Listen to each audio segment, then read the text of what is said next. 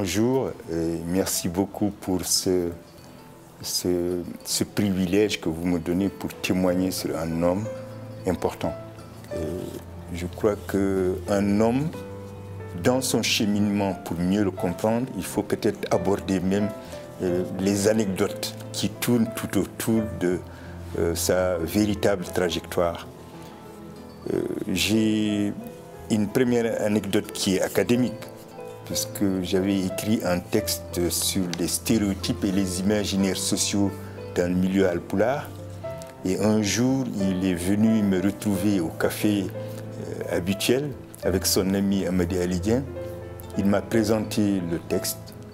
Il me dit, mon fils, c'est ce qui manque dans ma thèse. Et votre article est mon article de chevet. Je ne peux pas avoir meilleure reconnaissance d'une individualité qui a marqué la sociologie sénégalaise. Et la deuxième anecdote, c'est il y a quelques années, je faisais des recherches sur les mbousses dans les rues et j'ai ramassé les mbousses un peu partout. Je marchais dans toute la ville et je le retrouve sous un arbre avec ses amis. J'étais tout en sueur. Il me dit, mais qu'est-ce que tu fais? J'ai dit, non, je suis en train de ramasser des mbousses pour faire un roman sur les mbousses qui traînent dans nos rues. Il me regarda longuement pour me dire, la recherche mène à tout. Il a souri et moi j'ai ri, j'ai dit, tonton, j'ai dépassé la borne de la folie, donc ne vous inquiétez pas. Bon, une autre anecdote, c'est quand Amady Alidien a disparu. J'ai écrit un livre et j'ai eu la chance d'avoir sa préface. Et sa préface est forte pour moi puisqu'elle rend compte de la réalité du livre que j'ai consacré à Amady Alidien à partir de la transcription des interviews menées par le grand journaliste Sada Kane. Il est venu un jour après la disparition tenant un sac sous son aisselle qu'il ouvrit. Il sortit son livre, il me montra le titre, c'était sur la mort. Je l'ai regardé longuement, j'ai dit, papa, tonton, moi je n'ai plus peur de la mort, puisque notre ami est parti. D'ailleurs, il n'est pas mort. Et puis, je crois que vous avez tellement accompli votre mission que la vie vaut d'être vécue. Vivez le restant de votre vie.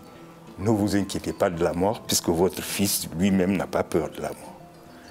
Donc ça aussi, ça rapproche les individus et je crois que c'est très important.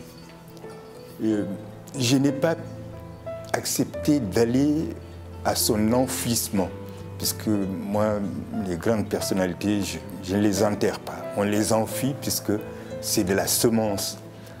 Donc je n'ai pas assisté aussi à l'enfouissement d'Amady Alidien, puisqu'il m'était très proche. Si vous vous sentez un peu...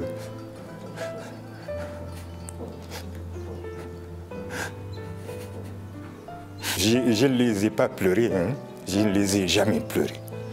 Puisque je continue encore à aller sur leur tombe, puisque ça fait partie du prolongement de nos rapports.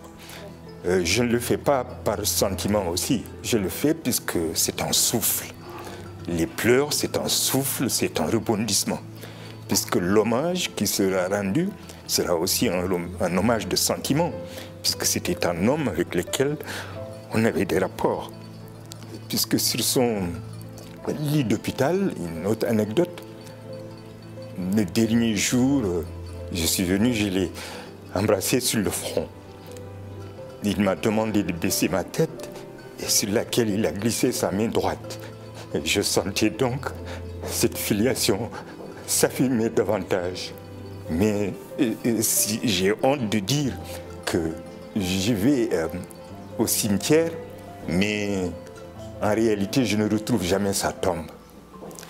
J'ai l'adresse sur moi, mais j'ai toujours presque peur d'aller chercher sa tombe, puisque lui-même, il n'a pas pu être sur la tombe de sa mère. Peut-être c'est cet élément-là qui a fait que je ne retrouve pas sa tombe, et pourtant, j'ai son adresse.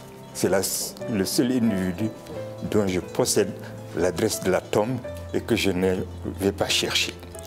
Mais je prie sur lui, parce que quand je vais prier sur Amadi Alidien et en passant par mon professeur Iba Der Thiam, je sais qu'ils ne sont pas trop loin. Et chose extraordinaire, la dernière anecdote, lui qui n'a pas connu sa mère est enterré à la section des enfants. Donc, nous sommes des enfants. Si j'ai pleuré, c'est que j'ai pris l'habit de l'enfant.